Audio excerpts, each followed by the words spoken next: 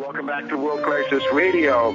Just going through the genesis of the attack on Libya. So some harbingers going back to 2002. Gaddafi then intimidated, I guess.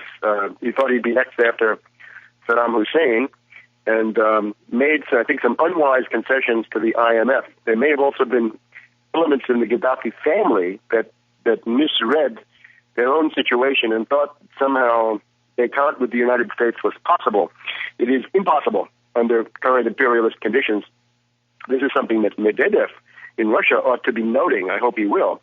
I don't think he will, but Putin certainly knows this, and some others in the world. So this is all going on.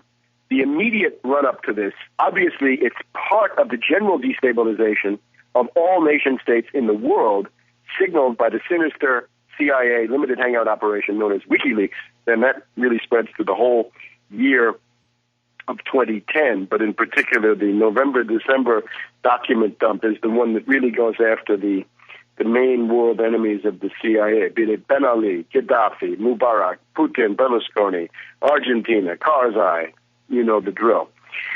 So that's it. The immediate preparation. The British and the French. The British and the French are like two drunks that can't stand up independently. One drunk has to pop up the other drunk. These countries no longer have a full set military establishment. Now, there's certain capabilities they just don't have anymore. But what they've done with their military planning is to do a division of labor. The British don't have, the French will have, and vice versa. So therefore, they've got to act together. And in this case, the joint aggression, imperialist aggression, by this bankrupt coalition of the Colonel Blimps of Great Britain with the nostalgics of Vichy and French imperialism in Africa in particular, the unreconstructed Algérie Française crowd, I guess. Libye Française never has been, but they want it to be. They go into action.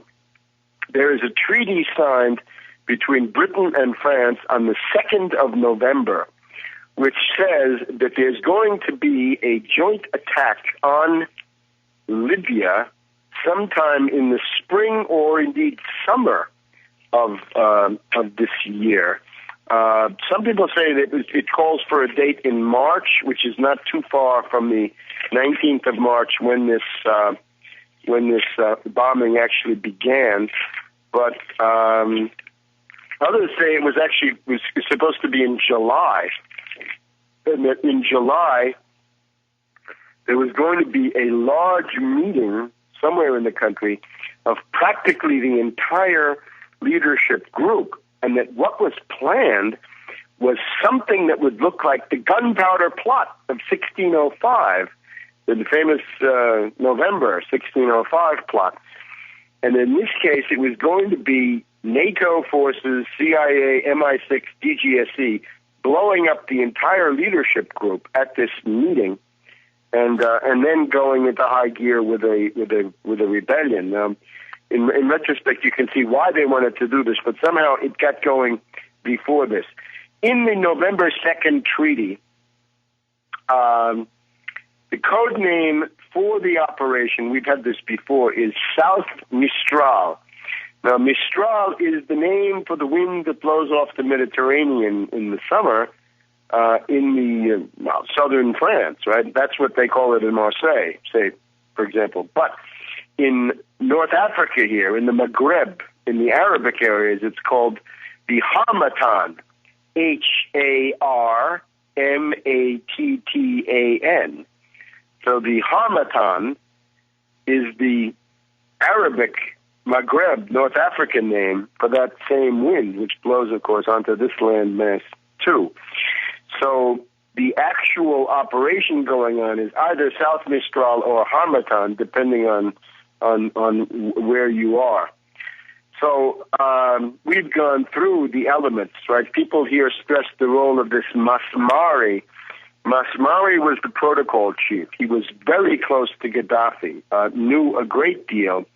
He went to Paris, was turned, he was made to defect, to betray his country and become a traitor by the DGSE, the infamous Direction Générale des Services Extérieurs. These are people who often get a free ride because everybody's so focused on the CIA, MI6, the Mossad, whoever else it is, that the French can get in there and do their deviltry with almost no attention. So don't let that happen. And we know the story of Al-Qaeda delivered by the CIA. We know Hifter, or actually Hafter, being delivered in from Northern Virginia to take part in this. There was never a peaceful phase. There was maybe for a couple of days some marches that tried to operate on the cover that they were a color revolution, that they were simply marches by civilians, but they were never peaceful in the sense that the direction of the marches was not, let's go to the public square and do the usual color revolution routine, right? The Tahrir Square, none of that. They could have tried to go to the Green Square here in Tripoli, green being the color of the Green Book of Gaddafi and generally the color of the people who support the regime. They come out with a green scarf or green flag or green headdress. So the rebels were interested in marching on military bases. They wanted to march on casernes, barracks. They wanted to march on weapons depots because that's what they were going to do. They were going to take over. So they didn't go to the public square. They went to where the weapons were, and they were interested in these assault rifles, machine guns, RPGs, tanks, artillery. They took everything they could, and therefore the fighting and the killing began immediately. Generally, with the rebels attacking Libyan soldiers as part of the effort to get into these bases. I've seen some of the films show some tractors, right? Tractors having been borrowed from Attor in Belgrade back in the year 2000, the original color revolution of the most recent phase, more or less, there. But this time they were using tractors to break down the gates of military bases. But as soon as they got weapons, they were killing Libyan troops.